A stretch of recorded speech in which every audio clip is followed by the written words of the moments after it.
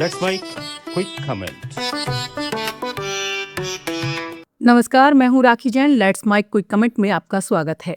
आज के quick comment में बात करेंगे वरिष्ठ पत्रकार ओम माथुर की लिखी टिप्पणी पर। वो लिखते हैं, लोगों का विपक्ष की अफवाहों पर भरोसा क्या सरकार की विश्वसनीयता पर सवाल नहीं है? अगर देश में रसोई गैस संकट को लेकर लोग विपक्ष की अफवाहों पर ज्यादा भरोसा कर रहे हैं, तो ये तो लोगों का सरकार की विश्वसनीयता पर संदेह है।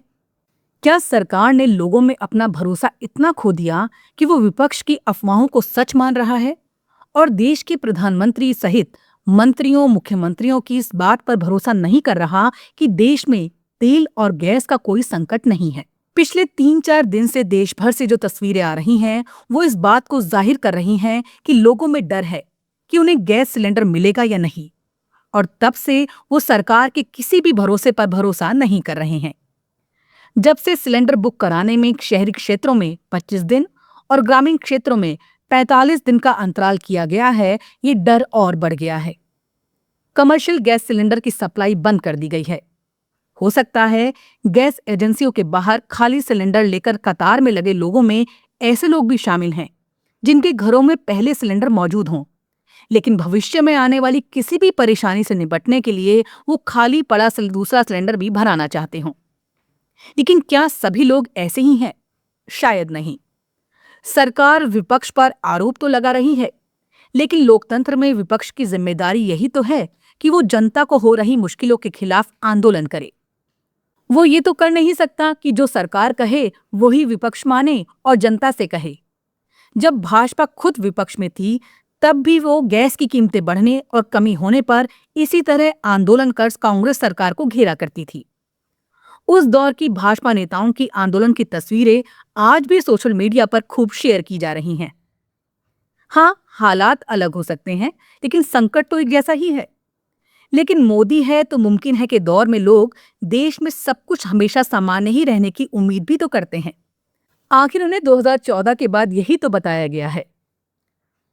विपक्ष पर अफवाह फैलाने के आरोप से अलग ये भी तो सच्चाई है कि गैस सिलेंडर प्राप्त करना अब मुश्किल होता जा रहा है। गैस कंपनियों के ऑनलाइन बुकिंग ऐप बंद हो गए हैं। कई शहरों में गैस एजेंसियां खुल नहीं रही हैं। जहां खुली हैं, बाहर लंबी लंबी कतारें लगी हैं। लोग सुबह से शाम तक सिलेंडर लेने का जतन कर रहे हैं। क्या भरी गर्मी और तेज धूप में लोग यूं ही मशक्कत कर रहे हैं? विडंबना की बात तो यह है कि संकट के बाद भी सिलेंडरों की कालाबाजारी तेजी से बढ़ रही है। रसोई गैस सिलेंडर 1200 से 1500 और कमर्शियल सिलेंडर 5000 रुपए तक बेचा जा रहा है। सवाल यह है कि आखिर ब्लैक मार्केटिंग क्यों हो रही है, जबकि सरकार ने इसे रोकने के लिए कानून भी लागू कर दिया है। जब तक पूरा सिस्टम कालाबाजारी में शामिल नहीं होता, तब तक ये संभव नहीं है। हमारे देश में विडंबना ही रही है कि जब भी किसी चीज का संकट आता है, ब्लैक मार्केटिंग करने वालों की पौबारा हो जाती है। इसमें उन्हें राजनीतिक और प्रशासनिक संरक्षण भी पूरा मिलता है। जगह जगह रेस्टोरेंट, होटल, ढाबे बंद हो रहे हैं।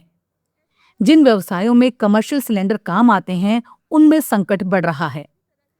सबसे ज्यादा परेशान वो लोग हैं जिनके घरों में शादी समारोह हैं। क्या सरकार को ऐसी व्यवस्था नहीं करनी चाहिए कि ऐसे परिवारों को उचित कीमत पर अतिरिक्त सिलेंडर मिल जाएं? जिस तरह डोनाल्ड ट्रंप रोजाना ईरान के जल्द सरेंडर करने की बात करते हैं, लेकिन उसी दिन ईरान, अमेरिका और इजराइल पर हमले तेज करके उनकी विश्वसनीयता को पलीता लगा देता है, वैसे ही तेल गैस को लेकर सरकार के साथ हो रहा है। पहले गैस का कोई संकट नहीं होने की कहकर अगले ही दिन उसकी कीमतों में 60 रुपए की वृद्धि कर खुद सरकार ने भी विश्वसनीयता को खोया है। फिर अतीत में हुई कई घटनाएं भी लोगों के स्मरण में हैं।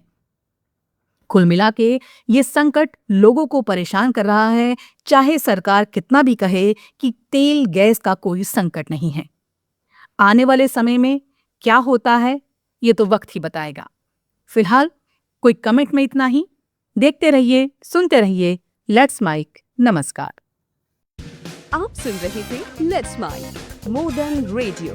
फॉलो कीजिए हमें हमारे सोशल मीडिया प्लेटफॉर्म्स पर।